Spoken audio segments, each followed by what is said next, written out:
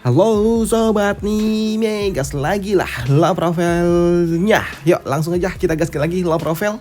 Dan seperti biasa tolonglah dibantu komen juga dah. Tolonglah dibantu komen lah, tolong. Oke, yuk langsung aja kita gaskan love profile-nya.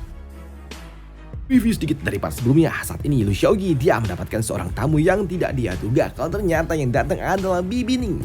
Dan tentunya kedatangan Bibi Ning membuat Lu Xiaoqi dia sungguh sangat senang karena dia juga tahu kalau Bibi Ning datang pasti dia akan memberikan sumber daya. Namun di sini untuk Bibi Ning sendiri dia juga cukup ternotis ketika dia melihat ada orang baru yang tiba-tiba saja datang. Dan di sini dia pun juga senang dan juga sepertinya dia curiga ada sebuah hubungan di antara Lu Xiaoqi dan juga gadis Qian ini. Karena dia juga tahu gadis Qian ini memiliki latar belakang yang tidak kaleng-kaleng. Maka dari itulah dia pun setuju-setuju aja. Sebelum pada akhirnya aku datang ke tempat ini dengan sebuah urusan dan aku juga mendapatkan beberapa untuk kalian. Ucap dari Bibi Ning sebelum dia mengeluarkan sebuah kantong ajaib miliknya yang ternyata di dalamnya terdapat benih bibit spiritual. Melihat ada sebuah benih bibit spiritual tentunya membuat murid-murid dari sektemu mereka pun sungguh sangat kagum karena mereka juga belum pernah melihat tentang bibit spiritual. Namun di sini uniknya ketika Bibi Ning mengeluarkan bibit spiritual, kini lengan dari Xiaoqi dan juga gadis yang mereka beresonansi. Mereka pun bercahaya yang tentunya mengejutkan bagi mereka juga tentang apa arti dari ini semua. Namun di sisi lainnya di sebuah gua yang ada di dalam sektemu juga di sini 1 jam sebelumnya ternyata terdapat seorang nona muda yang sedang melakukan sebuah kultivasi tertutup.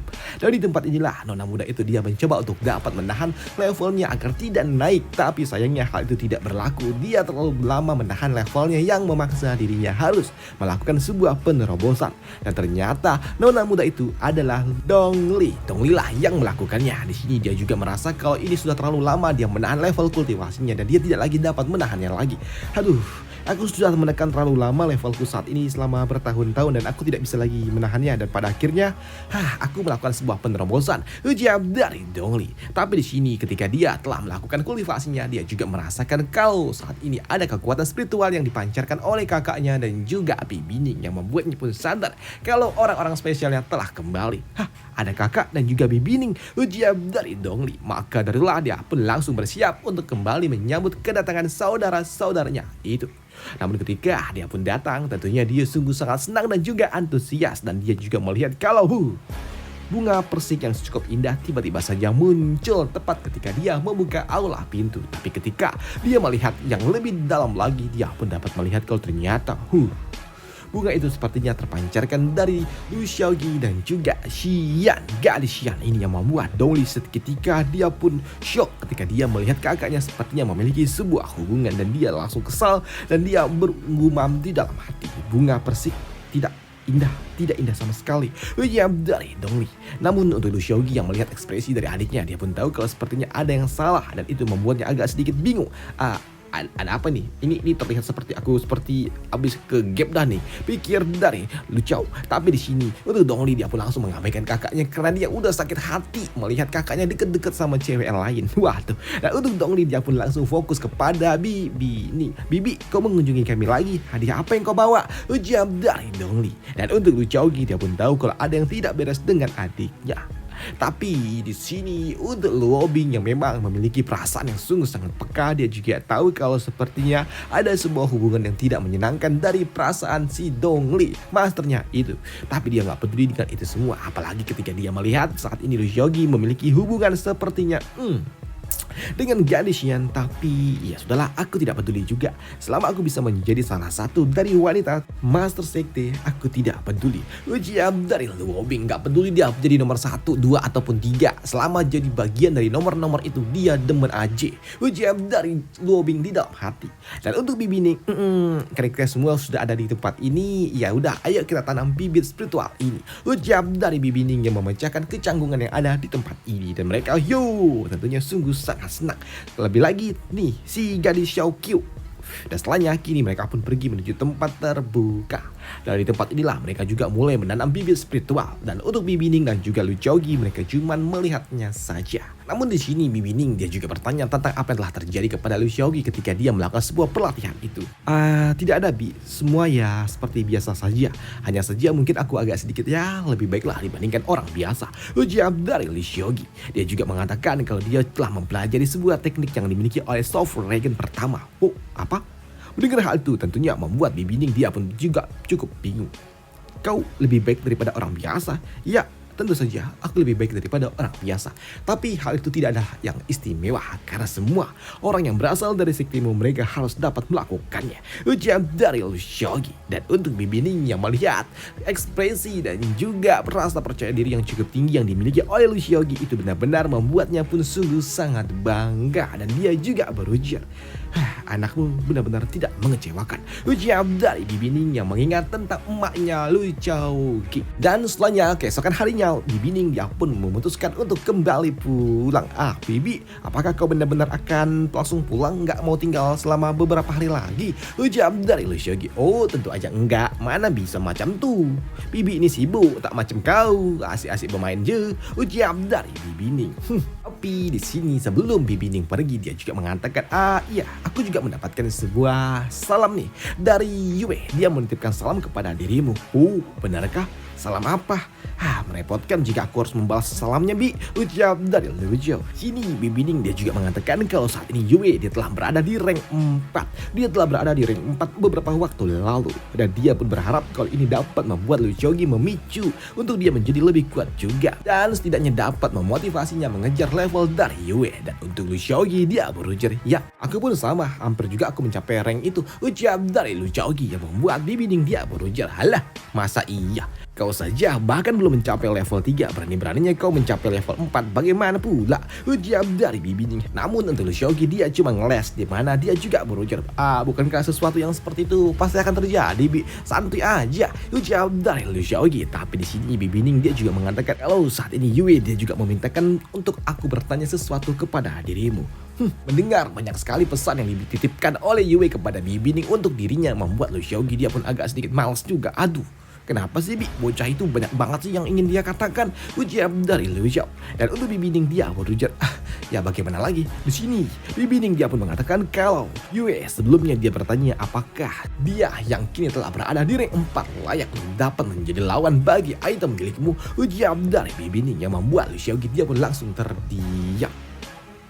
Dan dia juga berujar, Bibi, tolong sampaikan kepada dia, aku menyegel itemku selama 10 tahun.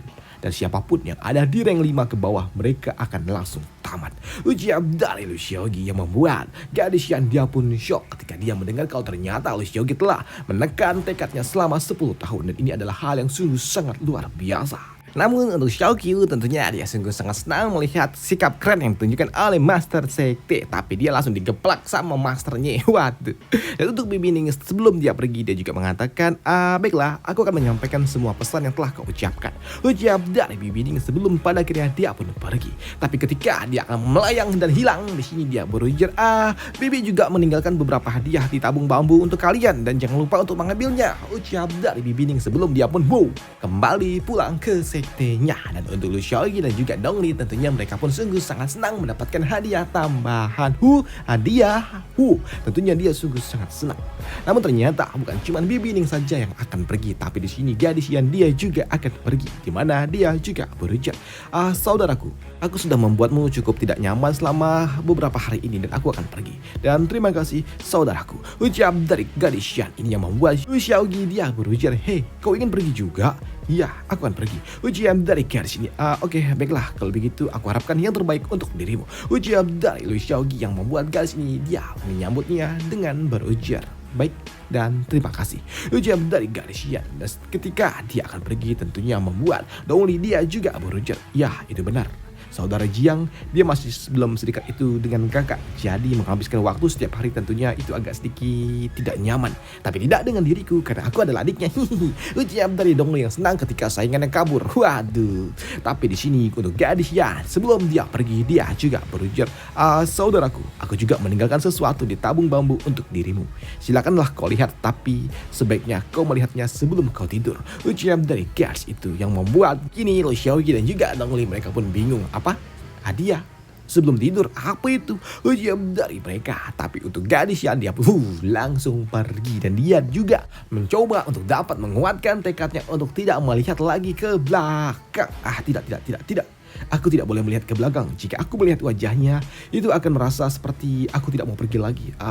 Gadis Yan, Yan, apa yang salah dengan dirimu? Jangan lakukan itu. Ucap dari gadis ini yang mencoba untuk dapat fokus dan ya kuatlah sebelum dia pergi meninggalkan sekte Mo. Dan setelahnya beberapa jam kemudian di sini Lu Xiaoqi dia pun mengeluarkan hadiah. Melihat hadiah apa yang akan diberikan oleh bibi nih. Lihat hadiah apa yang telah disiapkan oleh bibi ini. Ternyata ada beberapa spiritual stone dan juga beberapa material. Dan dengan spiritual stone seperti ini, sudah cukup bagi kami untuk pergi ke tempat arena pelatihan. Dan ternyata banyak juga, ini bisa juga nih, ada sisanya nih. Ucap dari Lu Xiao dan yes, seperti yang diduga, wanita dewasa mereka memang sangat kaya. Ucap dari Lu Xiao. Tapi di sini dia juga penasaran dengan hadiah apa yang diberikan oleh Xian. Hadiah untuk Xian apa ya? Tapi ini belum waktunya untuk tidur. Jadi nantilah aku mengambilnya. Dan sekarang ayo kita pergi ke tempat itu. Ucap dari Lu Xiao. Dan ternyata tempat yang ditunjuk oleh Lu Xiao adalah makam dari para leluhur. Dan di sini dia pun memanggil leluhurnya untuk datang. Leluhur, aku habis dari area pelatihan dan aku juga mendapatkan tempat pertama, tapi itu tidak layak sih untuk dibicarakan. Ngomong-ngomong leluhur, aku ingin mempelajari sebuah skill baru nih. Dan karena aku telah sejauh itu biasanya aku akan mengambil skill baru. Dan jadi, di sini leluhur itu nggak tahu apa maksud dari Lu Xiaoqi yang bertele-tele seperti ini. Dan untuk Lu Xiaoqi, sepertinya dia nggak ingat dan juga nggak ngerti nih. Tapi ya sudahlah. Detail seperti itu mungkin agak sulit untuk dimengerti oleh otak kecilmu. Jadi biar langsung aja aku beritahukan sebenarnya. Di dalam perjalanan kali ini, ketika sedang melakukan sebuah pelatihan, aku menyadari kalau tanda pedang yang dilepaskan oleh Sovereign pertama itu mirip sekali dengan skill yang telah kau ajari kepada diriku. Dan aku ingin bertanya, dari mana kau mendapatkannya? Ucap dari Lu Xiao. Tapi untuk leluhur itu ternyata dia cuman diem aja. Dan dia juga mengatakan kalau aku lupa.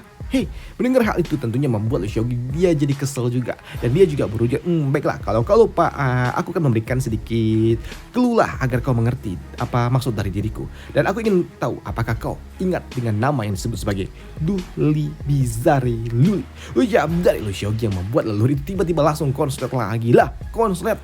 Dan ternyata tak lama setelah dia konslet di sini leluhur dia pun berujar, ya aku ingat. Benarkah? Apa itu? Di sini leluhur dia pun mengatakan, ya aku ingat sekarang. Ingat. Apa yang ku ingat? Ya aku ingat tentang Luli. Siapa itu Luli? Ucap dari leluhur yang membuat Lu Xiaoqi dia pun antusias. Iya siapa Luli? Siapa Luli? Lah ternyata leluhurnya malah ngeprank. Dia pura-pura ingat atau dia tiba-tiba lupa. Ya tapi yang jelas apa yang dilakukan oleh leluhur tentunya membuat Lu Xiaoqi dia pun kesal dengan leluhur itu yang tiba-tiba aja mempermainkannya. Tapi di sini leluhur dia mengatakan, udahlah, jangan ngamuk-ngamuk seperti itu. Aku tahu kok, jadi tidak perlu berteriak seperti itu. Ucap dari leluhur yang membuat Lu Xiaoqi tambah kesel juga dengan leluhur ini ingin digeprek aja, tapi tidak mungkin dia melakukannya. Namun di sini Lu Xiaoqi dia pun terdiam ketika leluhur itu dia mengatakan Luli itu adalah murid dari Emperor King. Ucap dari leluhur yang membuat Lu Xiaoqi dia pun shock. Apa? Murid dari Emperor King? Bukankah Emperor King cuma punya 5 orang murid dan mereka semua adalah kultivator tingkat 9? Tapi aku belum pernah mendengar nama Luli. Aku rasa tidak ada nama Luli di bagian 5 murid dari Emperor King. Ucap dari Lu Xiaoqi. Dan untuk leluhur dia pun mengatakan kalau Luli adalah murid dalam. Dan dia adalah murid pribadi dari Emperor King. Apa? Mendengar hal itu tentunya membuat Lu Xiaoqi jadi tambah bingung. Dan itu membuatnya berpikir kalau sebelumnya yang dia tahu dari sebuah legenda kalau Emperor King telah menghilang bersama dengan 5 muridnya itu. Dan untuk Luli, Jadi, apakah Emperor King dia tidak menghilangkah? Ujar dari Lu Xiaogi. Dan hal itu juga dibenarkan oleh leluhur kecil ini. Tapi tiba-tiba aja leluhur itu tubuhnya pun gemetar ketakutan yang membuat Lu Xiaogi dia pun bingung dengan apa yang sebenarnya terjadi. Dan ketika dia bertanya lebih jauh lagi di sini, makhluk kecil ini dia pun mengatakan kalau dia nggak tahu apa-apa. Karena sejatinya sekarang ingatanku jadi semakin buram. Dan yang ia ingat cuman sebuah hutan yang dipenuhi oleh dedaunan pohon bambu. Mendengar hal itu tentunya membuat Lu Xiaogi sungguh sangat senang karena ternyata leluhurnya ini memiliki sebuah hubungan dengan Emperor King yang artinya ini adalah hal yang sungguh sangat luar biasa. Memiliki leluhur yang ternyata memiliki hubungan dengan Emperor King. Bukankah ini artinya aku memiliki hubungan dengan Emperor King juga? Ujar dari Lu Xiaogi yang sungguh sangat senang. Namun ketika Lu Xiaogi ingin bertanya lebih lanjut lagi di sini, leluhur itu dia pun meminta kepada Lu Xiaogi untuk memberikannya makanan dulu. Wah, mendengar hal itu tentunya membuat Lu Xiaogi jadi tambah kesel karena lagi panas-panasnya ingin mendengar sebuah cerita tentang Emperor King, tapi leluhur malah minta makan. Yang jelas membuat Lu Xiaogi jadi tambah kesal. Tapi di sini leluhur dia pun mengatakan, aku ingat hutan bambu hitam. Dia ada di sungai kecil dan dia juga ada di sana. Ujar dari leluhur itu yang membuat Lu Xiaogi dia jadi tambah bingung. Bambu hitam, sungai kecil. Tidak mungkin kan ini cuma kebetulan? Hutan bambu hitam yang aku tahu adalah area pelatihan dari Sofraken pertama. Harusnya tidak begitu. Hutan bambu hitam di dunia Tianshuan ini sangat besar jumlahnya. Itu tidak mungkin kan secara kebetulan ada di sekte pedang. Tapi setelah ku pikir-pikir leluhur ini siapa dia sebenarnya? Pikir dari Lu Xiaogi dan dia kembali bertanya tentang tunggu leluhur, aku benar-benar penasaran. Apakah Anda ingat tentang siapa Anda? Tanya dari Lu Xiaogi. Tidak, aku tidak ingat siapa diriku. Ujar dari leluhur itu yang membuat Lu Xiaogi dia pun jadi tambah bingung. Jadi, bagaimana bisa sebelumnya kau hanyalah sebuah kepala dan sekarang kau punya wujud? Dan apa yang terjadi? Tiba-tiba kau melakukan sebuah perubahan? Entahlah, aku juga tidak tahu karena sepertinya batasan telah dilonggarkan. Apa? Namun tiba-tiba aja leluhur itu dia pun merasakan rasa sakit yang luar biasa di kepalanya dan dia meminta sebuah essence kepada Lu Xiaogi yang membuat Lu Xiaogi dia pun bingung dengan tunggu dulu. Tapi di sini leluhur dia pun langsung comot lengan dari Lu Xiaogi dan dia langsung menyerap esensi yang dimiliki oleh Lu Xiaogi yang membuat Lu Xiaogi langsung kering ketika esensinya langsung disedot oleh leluhur ini. Dan untuk leluhur dia pun sungguh sangat senang dan dia juga kenyang. Dan untuk Lu Xiaogi dia langsung kering kerontang. Dan untuk leluhur tentunya dia berterima kasih kepada Lu Xiaogi yang telah memberikannya makan. Tapi untuk Lu Xiaogi, karena kau tidak tahu siapa dirimu, bagaimana jika aku memberitahukan atau memberikanmu nama? Jawab dari Lu Xiaogi. Tapi leluhur dia pun mengatakan kalau sejatinya dia juga udah punya nama dulu. Itu kan dulu, biarkan aja lah yang dulu. Dan itu kan nama aslimu, aku cuma ingin memberikan kau sebuah panggilan aja. Jawab dari Lu Xiaogi. Dengar hal itu membuat leluhur dia pun juga penasaran apa nama panggilan yang akan diberikan oleh Lu Xiaogi kepada dirinya. Dan untuk Lu Xiaogi dia akan memanggil leluhur ini dengan sebutan Au. Ya, aku akan memanggilmu Au. Mendengar hal itu, mendengar nama yang cukup indah membuat leluhur ini dia pun sungguh sangat senang ketika dia memiliki nama baru dan dia mengatakan kepada Lu Xiaogi karena dia sungguh sangat senang. Jadi, aku akan membiarkan kau melihat semua harta karun yang aku miliki. Ujar dari leluhur itu yang tiba-tiba aja dia mengeluarkan semua skill seni bela diri yang dia miliki yang membuat Lu Xiaogi sungguh sangat terkejut. Dia tidak menyangka kalau ternyata leluhur memang memiliki banyak sekali skill seni bela diri. Seni bela diri maksudnya. Dan di sini Lu Xiaogi dia juga melihat satu buah skill yang tidak asing bagi dirinya, yaitu Slowing Sword Master Skill. Ya, ini adalah sebuah skill Sofraken pertama yang didapatkan oleh Lu Xiaogi ketika dia melakukan sebuah pelatihan dan dia tidak menyangka kalau ternyata skill ini ada juga bersama dengan leluhurnya ini, bersama dengan Au. Dan melihat leluhur yang memiliki banyak sekali harta-harta karun tentunya membuatnya sungguh sangat senang. Tapi ketika akan diambil oleh Lu Xiaogi ternyata semuanya hilang yang membuat Lu Xiaogi tentunya kesal. Namun untuk leluhur dia pun bertanya kepada Lu Xiaogi, hei, kau mau apa? Kau ingin mengambil semua skillku? Tidak. Ujar dari leluhur Au ini. Dan untuk Lu Xiaogi dia pun mencoba untuk meminta kepada Au untuk memberikannya lebih banyak lagi skill-skill seni bela diri. Tapi untuk Au dia pun menggodanya dan dia mengatakan kalau dia tidak mungkin mau memberikannya, yang membuat Lu Xiaogi sungguh sangat kesal. Hingga pada akhirnya dia pun kembali dengan tangan kosong. Tapi di sini Lu Xiaogi juga dia tidak menyangka kalau ternyata dia memiliki hubungan dengan Emperor King dan itu adalah hal yang sungguh sangat luar biasa. Begitu juga dengan murid intinya yaitu Luli. Dan ini adalah hal yang sungguh sangat luar biasa. Tapi Luli itu karena aku tidak pernah mendengar namanya ya. Bahkan ketika aku menjadi seorang player, kenapa aku tidak pernah mendengar nama dirinya? Ujar dari Lu Xiaogi yang sungguh sangat bingung. Apakah ada sesuatu yang tersembunyi di dalam identitasnya? Ujar dari Lu Xiaogi yang bingung dengan semua teka-teki memiliki clue-clue kecil yang telah ditunjukkan oleh Au kepada dirinya tentang Emperor King dan juga skill seni bela diri dan juga yang lain-lainnya. Tentang misteri dari Au itu sendiri juga itu hanyalah sebuah clue-clue kecil yang diberikan oleh Au, dan itu membuat Lu Xiaoqi juga bingung dengan semua tebak-tebakan ini. Tapi ya sudahlah, karena memang udah nggak ada lagi yang harus dia lakukan di makam kuno. Dia pun memutuskan untuk kembali pulang, kembali ke rumahnya, dan dia bersiap untuk mengambil hadiah yang diberikan oleh si Yan. Ketika dia kembali pulang dan ingin membuka hadiah yang telah dia dapatkan, ternyata ketika dia masuk ke dalam rumahnya, ada seseorang yang ada menunggu dirinya, dan ternyata yang sedang menunggu itu adalah Dongli. Dongli datang juga ke tempat ini untuk melihat hadiah apa yang diberikan oleh Shen kepada Lu Xiaoqi, kepada kakaknya, dan dia menunggu Lu Xiao membuka hadiahnya. Dia mau lihat aja apa itu hadiahnya. Ya gitu aja sih poinnya. Dan sampai jumpa di part selanjutnya besok lagi untuk Lu Xiaoqi. Dan pelan-pelan aja ya bacanya, soalnya gue juga agak repot juga sih ini ngejelasinnya gimana. Ya gitulah. Dan sampai jumpa di part selanjutnya. Bye, thank you.